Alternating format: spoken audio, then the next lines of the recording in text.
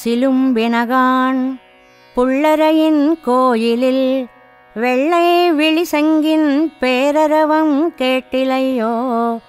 பிள்ளாய் எழுந்திராய் பேய்முலை நஞ்சுண்டு கள்ளச்சகடம் கலக்கழிய காலோச்சி வெள்ளித்தரவில் துயிலமரந்த வித்தினை உள்ளத்து கொண்டு முனிவருகளும் யோகிகளும் மெல்ல விழுந்து அரியன்ன பேரரவம் உள்ளம் புகுந்து குளிரந்து ஏலோர் எம்பாவாய்.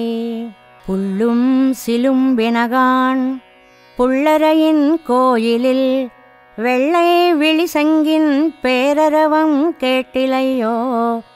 பிள்ளாய் எழுந்திராய் பேய்முலை நஞ்சுண்டு கள்ளச்சகடம் கலக்கழிய காலோச்சி வெள்ளித்தரவில் துயிலமரந்த வித்தினை உள்ளத்து கொண்டு முனிவருகளும் யோகிகளும் மெல்ல விழுந்து அரியன்ன பேரரவம் உள்ளம் புகுந்து కుళిరందు ఏలోర్ ఎంబావాయ్. తిరుప్పావైలో మొదటి 5 పాసురాల్లో వ్రతానికి సంబంధించినటువంటి విశేష విషయాలను అందించి 6వ పాసురం నుంచి 15వ పాసురం వరకు 10 రోజులు 10 మంది గోపికలని నిద్ర లేపినట్లుగా భావించి చెప్తోంది అమ్మ. మొదటి గోపిక ముగ్ధ. ఆవిడను లేపడానికి కొన్ని గుర్తులు చెప్తున్నారు ఈ పాసురంలో. ఓ అమ్మాయి, పక్షులు ఆహార సంపాదనకి బయలుదేరుతున్నాయి.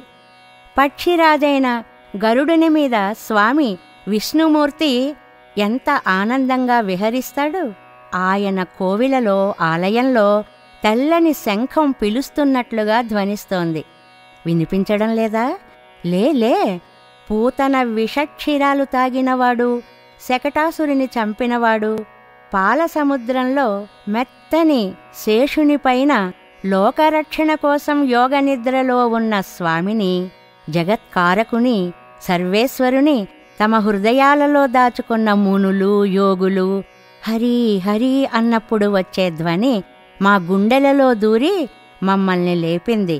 అమ్మా, నువ్వు కూడా వెంటనే లేచిరా తల్లి అంటుంది సూడి కొడుత్త నాచియార్.